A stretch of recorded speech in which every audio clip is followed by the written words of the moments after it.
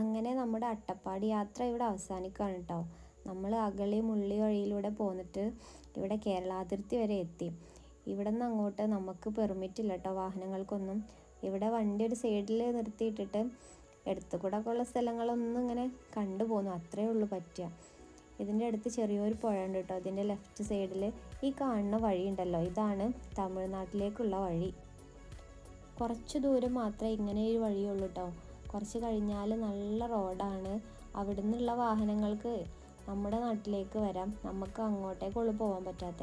കുറച്ച് കഴിഞ്ഞപ്പോൾ ഞങ്ങൾ ആ പുഴയിലൊക്കെ ഒന്ന് ഇറങ്ങിട്ടോ. വെള്ളമൊന്നും ഉണ്ടായിരുന്നില്ല, അവിടെ ഇവിടെ ആയിട്ട് കുറച്ച് വെള്ളം ഉണ്ടായിരുന്നു. കുട്ടികൾ കുറച്ച് നേരം അതിലൊന്ന് കളിച്ചിട്ടോ.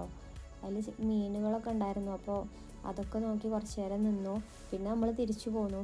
അപ്പോൾ വീഡിയോ ഇഷ്ടമായാലും എല്ലാവരും സബ്സ്ക്രൈബ് ചെയ്ത് സപ്പോർട്ട് ചെയ്യണേ.